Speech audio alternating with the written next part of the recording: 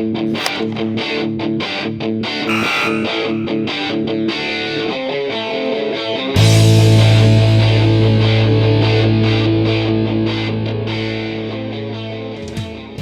right, and we're back for another episode of the Chirp Hockey Podcast. I am Jonathan Voiles, and this is my co-host, Donnie Margetti. What's up, Donnie? Not much. How are you? Good morning, Johnny. Good morning today. It's our first morning episode. Let's recap last week a little bit.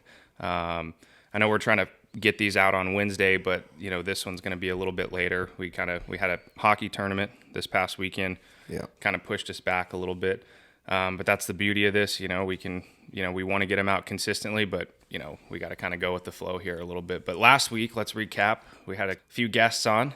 We did. I thought they did very well from the 806 area code. That's what they said. And well, two from the 806, and I don't know what the other area code is. Yeah, Ronnie's got some weird number. I don't know if it's from Canada or something. But I thought they did a good job. It was fun. It was a good time to have those guys down in town just to catch up about youth hockey. And also, when your friends live 5 hours away, it's always good to hang out with them for the weekend. I thought they shed a lot of light on their perspective, how they view things, and they had a lot of good points, and got a lot of text that was their favorite one so far. So it was a good one. It was definitely a long night. It was a long night. It was a long night for sure. I'm going to go ahead and jump in today's sponsor, Prospect Goalie Development. Our buddy at Prospect Goalie Development, Kenny Ruiz. So, Kenny sponsored today. Yeah, so they're doing great things over there. So, Prospect Goalie Development is owned and operated by Kenny Ruiz out of Dallas, Texas. After playing 5 years of ACHA hockey for Fresno State, he transitioned into the coaching role at Ferris State. Then he relocated to Dallas, Texas. Works with a lot of teams like Odessa, our youth program, Amarillo, and then tons of teams in the DFW area. The goal of Prospect Goalie Development is to offer development opportunities to all goalies. You can, check video out on Facebook. He does a lot on there, training these goalies. Just a great guy. Really wants to bring up, the youth in that department, in the goalie department. And so he's an awesome guy. He's doing great things with those goalies. So if you're in that area and you're looking to get your goalie some more private lessons, to get him on the ice a little bit more, to get a different perspective, Kenny Ruiz is your guy. I mean, he's unbelievable at what he does. And so we've had the pleasure of coaching with him a few times, and very passionate. Very passionate, very well educated. Yes. He definitely spends the time to get to know your child. Absolutely. And he's great at teaching life lessons, and he does well with adversity. Well, I remember too, like the first weekend I had coached with him, I saw him, we're not goalies, obviously. I mean, we've done some stuff with goalies where we try to help them out. And, you always see the goalies, maybe they sit there and they throw the ball, right, before games, and they try to catch it. Well, he had all these gadgets and tools, and he was working with both of our goalies and just getting them as prepared as possible and focused. And so that was cool for me at that age to see someone like that, put the time in, put the work in, get those kids ready before a game. So Prospect, and he definitely looks like a goalie coach. I mean, he's got the brand new pads every year. I mean, he definitely he's got the swag out on the ice. He does. He definitely looks like a goalie coach. But no, Kenny's just a great guy, and I've had the pleasure to work with him. Back 2 years ago when his son played for us. Yep. And I know he had Luke and Gino always prepared before the games. And he just takes the time to establish a routine for him, and that's really key at that age. And if they can establish a routine at a young age, then when they get older, obviously it's going to carry over. That's what it's about. Yeah, that's exactly. what it's about. So Prospect Goalie Development in the DFW area. I'm even sure if you don't live in the DFW, you can reach out to him, and he'll conversate with you back and forth in text, phone calls, Facebook. He'll help you out. So feel free to call Kenny. His number is 817-682-7134. Again, that's Kenny Ruiz with the Prospect Goalie Development, and that is today's sponsor. Thanks, Kenny. Thanks, Kenny. We appreciate it. I heard you got lit up there in the alumni game there back in Dallas. Dallas. He just played in an alumni game. He did. That's right. But did he get lit up? Do we know? I'm just going to start that rumor. He did. Start the rumor. You heard it here first. Well, we've played in one of those tournaments before. Yeah, it's a great time. Alumni or whatever they call them. And those guys can still Those guys Oh, can yeah. still bring it. Some It's of those like guys. riding a bike. They get on the ice and they just. I said some of them though. Remember, there was a few guys out there. Well, Who's the big guy? Gerald Diddick. Oh yeah, yeah. He's. I mean, he's I don't a know great if he's guy. bringing it very much. Well, I don't think he gets much cardio in, over the weeks, but he's definitely a smart hockey player still, and very, very well respected in that area. We got to play with one of the all-time greats on our team that weekend. Ray Bork. Ray Bork. Oh, what a great guy. That was amazing. Yeah, I didn't great guy. miss my opportunities. I sat right beside him in the locker room. Oh yeah, you did. I mean, you're the last one to leave, first one to get there. I was the last. Literally, what a story No, I for know. me. Like, Yeah. everyone left the room. It was our last game, and like, I looked down at my phone, and I'd been in there for like 30 minutes, just me and him talking. Yeah. And like, I'll remember that for the rest of my life. Oh, That yeah. was amazing. The stuff we talked about, and just getting to know him, and the fact that he took the time to sit there, and it's kind of surreal. You're like, I'm talking to like one of the all-time greats. Yeah, you know? absolutely. He was Great guy. He was a Down to beauty too, earth. Yeah, and he was really he could still bring it. Oh, absolutely. Yeah. 60 something years old. I don't think he's 60 yet. But No? No. Ray I Bork, thought he we'll was in have his to- 60s. Yeah, let's go ahead and give it to him a little bit, maybe 50 something. Regardless, He was good. obviously not in the greatest shape anymore like he used to be, but he could still skate well. He could still pass, shoot. Like, you could tell he was a Hall of Famer. Like, Absolutely. unbelievable. Yeah. But so today might be a little bit of a quick one for us. We're going to kind of jump right in. The topic today is, well, I'll let you say. Well, I mean, I just figure the season's over, and Right. I've had many phone calls, texts, emails about what should your child do in the off season. And I mean, there's a whole bunch of variety answers. I mean, I think the biggest thing, youth sports these days, with the facilities that they're building, I think all the youth sports are all year round. Wouldn't you agree nowadays? Well, I mean, I honestly, I don't know what like basketball, baseball, I do know some baseball players, and they seem Yeah. like they go quite a bit. But hockey is just, I mean, there's no stop really anymore. It's a business. Yeah. I mean, it's a big business, and what I tell people is, you definitely need a break from the game. I think it's very important.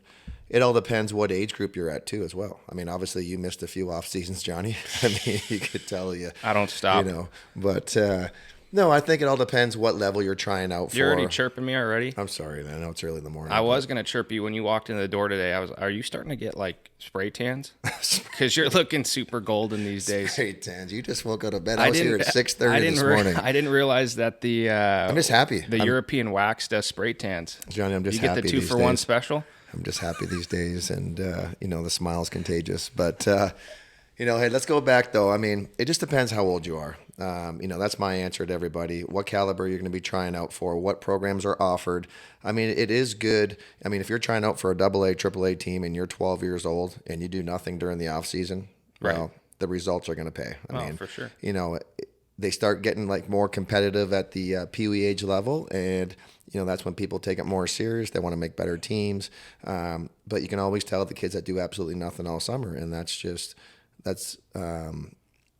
a difference between like an elite player and an average hockey player. You got to put the time in. Well, I think you have to be very aware of what your situation is. If you know your kid has potential, well, I mean, I guess that's not fair to say because most parents think their kids have potential, whether they do or not, which that's not a dig. It's just, No. that's how you think about your kid. Absolutely. But if your kid has that special something and you know that they could do great things in hockey, like, take it a little bit more serious. Like, kind of understand, what kind of preparations you need to take in the off season. If your kid is a recreational hockey player, let them do recreational things. You let their summers be a little bit more forgiving and relaxed. But it definitely has turned into a business, and it's an all around sport. But I mean, where do you see, if you could just say a number of months or weeks that do need to be taken off, like regardless of what level you're at, what should it be? Yeah, I mean, I've been talking to a lot of youth directors, and I think you should definitely take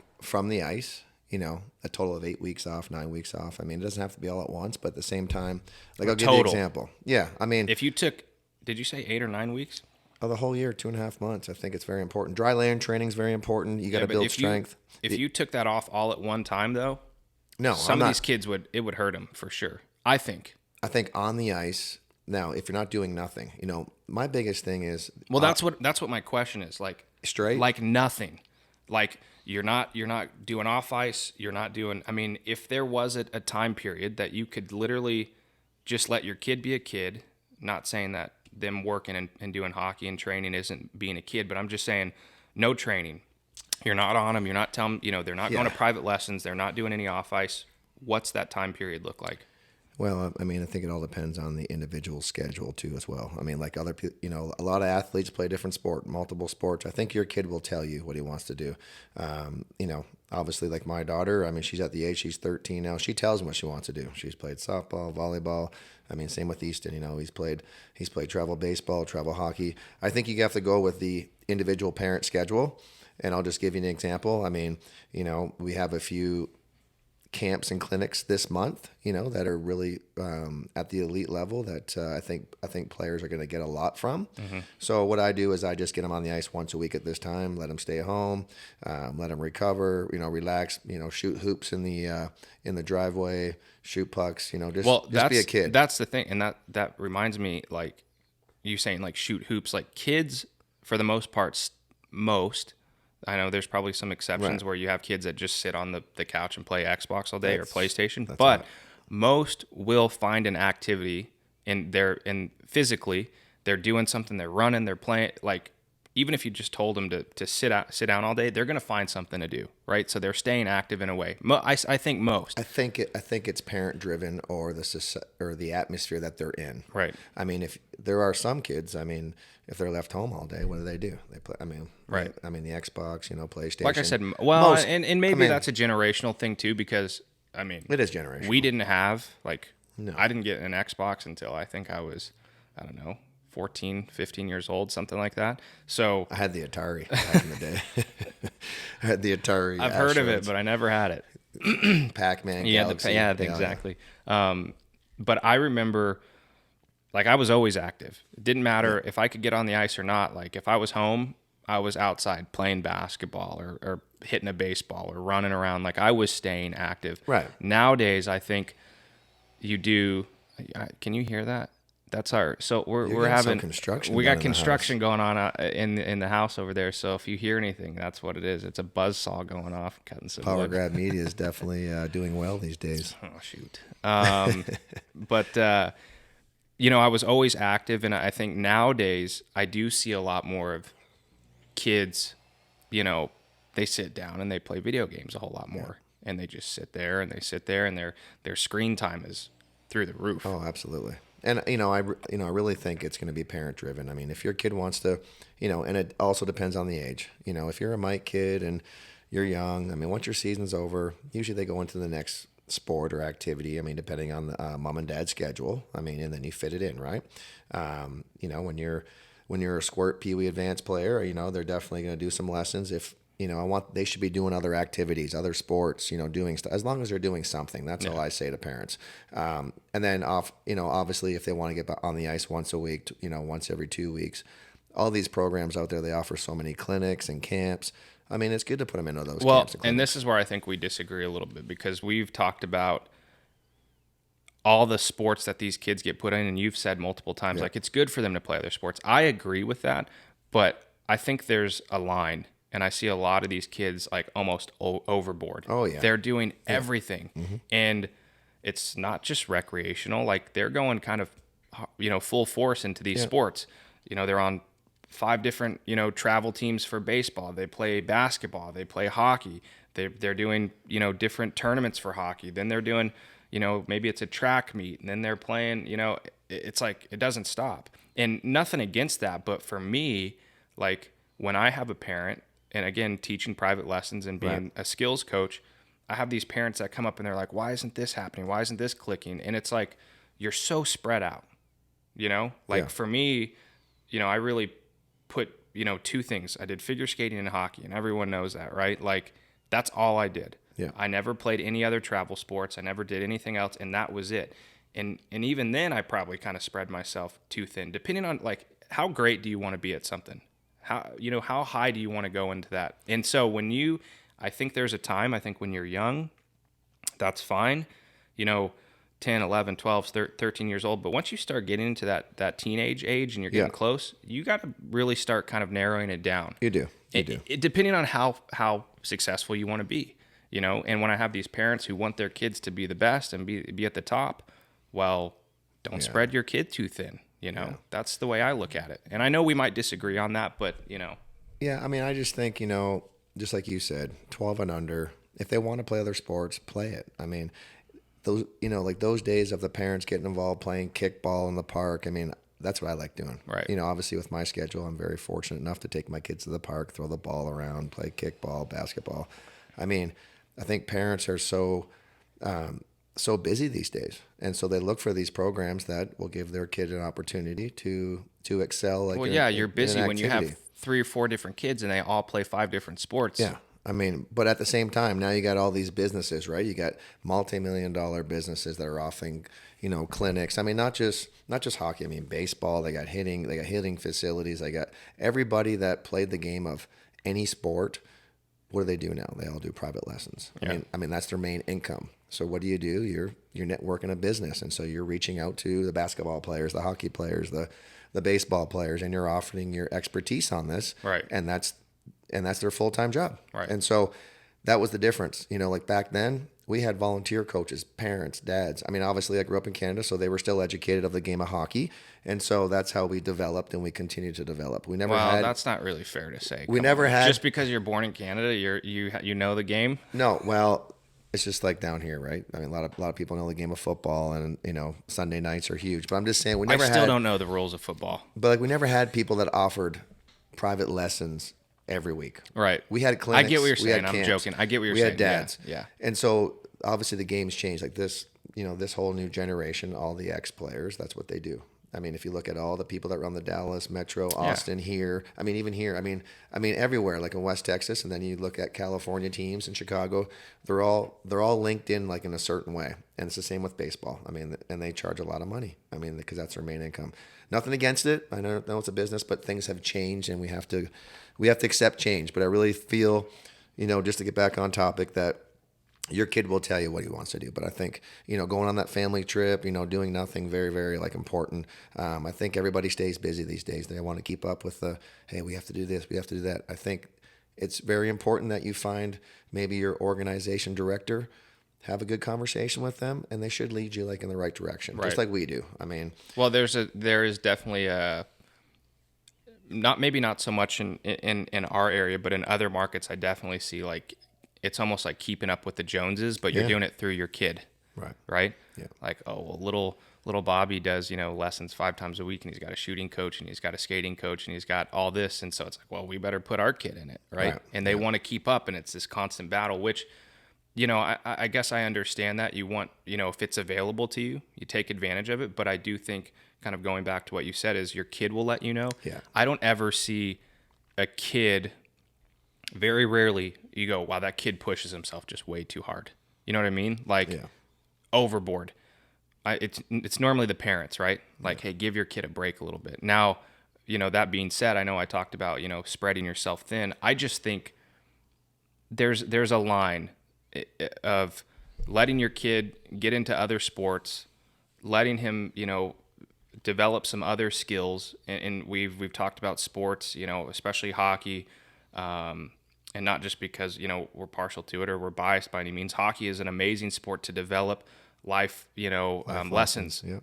And I think you can get that from other sports, but I really wouldn't know because I didn't play other sports like at a high level. I just messed around with them, but I never played on other teams. But hockey, especially those life lessons you get from it. But there is a fine line between letting your kid develop and experience other sports and do other things and be with another group of kids. I think that's great, but I also think there's too much, doing too much. And so that's just kind of where I'm at with it. Again, these are just my opinions, like you said once before, there is no wrong or right. It's kind of, what your family wants, what you think is best. But for me as a coach, I think that, there is a line of too much activity for your kid. And especially when I see all these parents come to me and they want the best for their kid in hockey, they want them to be an elite level hockey player. there's a time where you got to start phasing some other stuff out. Yeah, I think it's very important. I mean, just like we said earlier, is it just depends what level they're at, how old they are. I mean, I think there's nothing wrong with doing one lesson a week, getting them on the ice. Going away a few weekends, doing some camps or clinics. I mean, obviously, Odessa is just saying, I mean, there's other stuff in other areas. I mean, they're going to have to travel to get Right. to get some other coaching and stuff. I mean, like we do one camp and then we do, then we do clinics once a week, starting in June. So we give them April and May off, and we do some private lessons with the people that want to, develop their skills a little bit more. And that's all what they do. And that's okay, because a lot of our kids play baseball here, and that's great. I think it's a great form. And then when they step right on the ice, I mean, they're athletes. I mean, there's a lot of these kids that are athletes. They don't miss a beat. It's very, very important to take a break from the game. I think you have to miss it. I don't know what that time frame is. I mean, some people miss it for 3 weeks, 4 weeks. Some people take 2 months off. But I'm just saying, something you need to continue to do is to stay active. I mean, that's my biggest thing. I mean, if you have tryouts in June and you don't step on the ice in May, and you don't step on the ice the whole half of April, are you, what are your chances of making that team if you're a 8th forward, 9th forward kind of guy? I don't know. Right. So I mean, there's a lot that play into that. So I just think, just keep doing what you're doing. But if you're unsure about it, I mean, at the same time, and we have a lot of educational people here in Odessa, the Metroplex, Amarillo, et cetera, et cetera. So I think you just have to know your kid. I mean, when it's time to take, Monday to Friday off, and you want to go do a clinic Saturday, Sunday, they ain't gonna miss a beat. Well, and I'll be honest. I asked you the question, like, what's that timeline look like? Like, how much time should they take off? I'll be honest, because I know I've gotten the jokes before, like, oh, well, you're a private lesson coach. Like, of course you want them to be on the ice all the time. And that's really not true. Like, I think kids should take a month off. Yeah, absolutely. If it were me and I had a kid, they would probably take a month off, and then I would get them on the ice slowly, and maybe, go for a public session skate, just get back on the ice, or, okay, do a private lesson, or do a shooting lesson if it was available. I think there should be some time off the ice. And 2 months, I think that's maybe take 2 months off, but every Saturday or once, here I'm and there, just saying go overall. go public skating. Yeah. Get on the ice. Because I know I feel a difference when I was playing junior, and I'm sure this too. When we would go on breaks, you'd go to Thanksgiving or Christmas back home or whatever it would be. When you got back, you're like, oh, I could tell I've been off the ice for a little bit. Yeah, You know what I mean? absolutely. And the kids are a little different. They're a little bit more resilient, and they can bounce back quicker. But I do think it's good to keep their feet wet, get them on the ice a little bit, but I do think there should be a break for sure. Just like I said, there's too much in spreading your kid thin with other sports.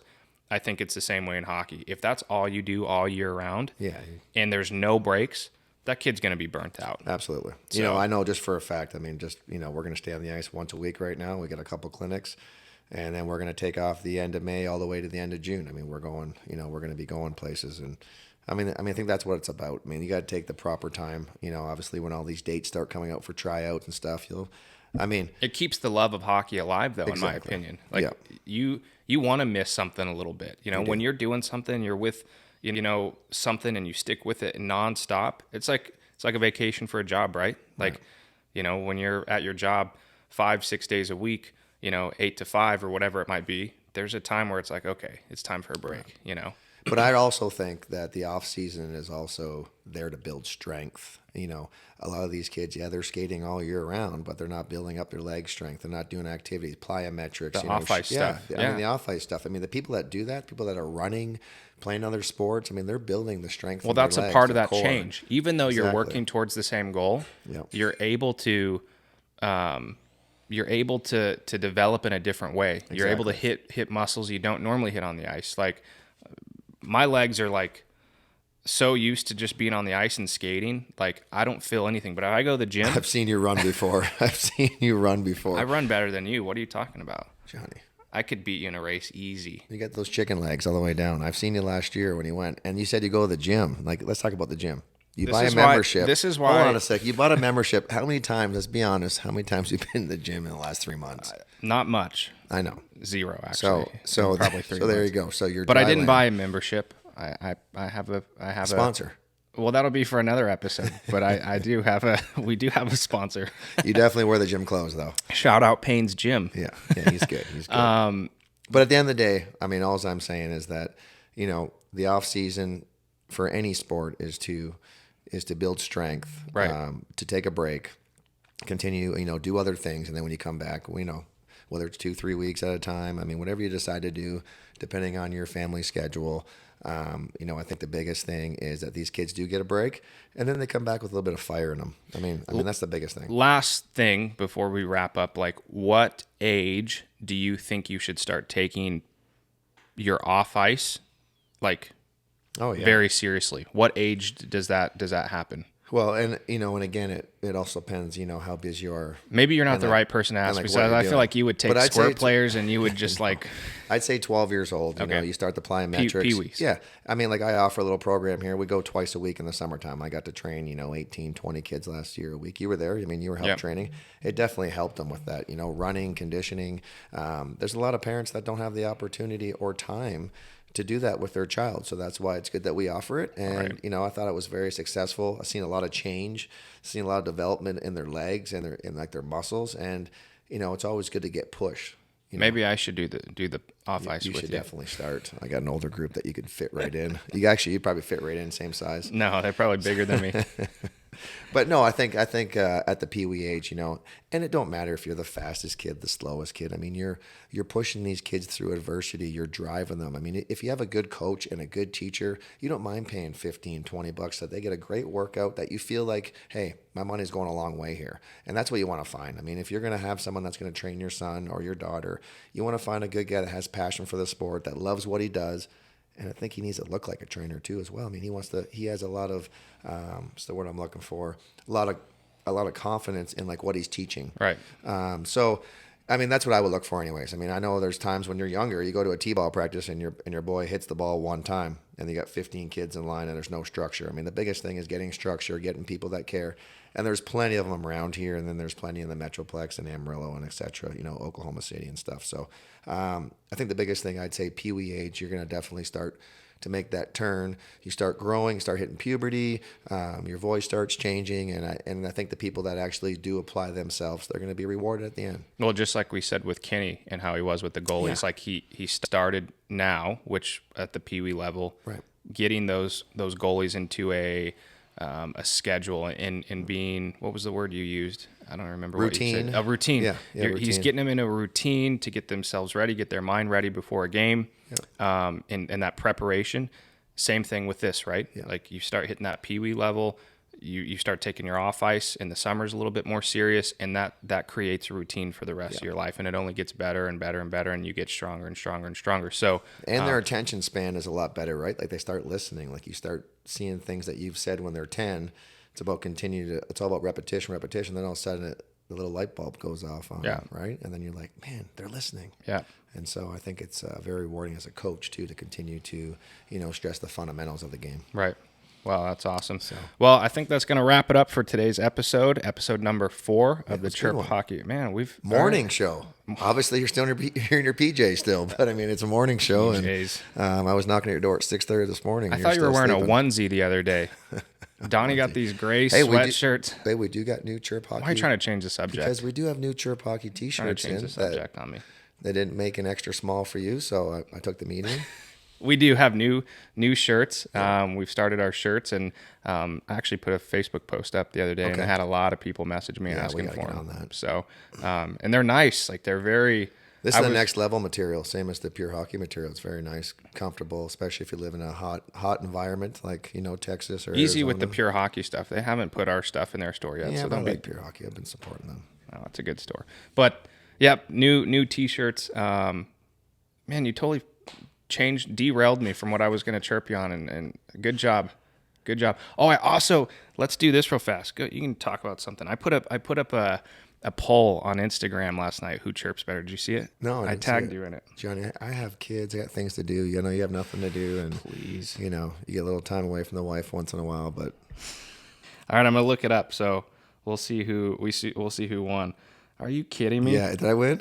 Oh, of course I won. Let me see. I'll try to put it up on the. What is it? On the screen 61%. Well, of course, John, you're just a young buck. Donnie wins by 61%. Obviously, I haven't listened to the show because I've been crushing you on the church. And I mean, let's be honest. I got a little more experience than you in a lot of things. But I will give you that you're very good at the social media stuff. And if it wasn't for you, we wouldn't be. These are all people who are just trying to suck up to you. Yeah, whatever. Look at that. 61 to 39%. Xavier Swain. Yeah, exactly. He picked knows. you. He doesn't know.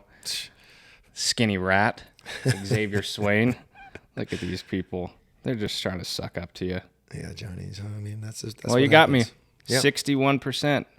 The next one you should ask who has a harder shot, and I'll get you again, obviously. You know what I mean? I think that one might go to me, actually. Or fastest skater that one time when I beat you. Yep, exactly. You cheat. But I won. You say, ready? Are you ready? And then you take off, and then you blow your whistle. And I'm freaking 3 feet behind you trying to Well, catch it's time to get the kids from school, Johnny. It was good morning, and you know, you have a great weekend. Well, we appreciate you guys. Make sure to like, subscribe, iTunes, Spotify, YouTube. Make sure you hit the bell so you get notified every time we put a new episode up. This is episode 4 of the Chirp Hockey Podcast. We'll see you next time.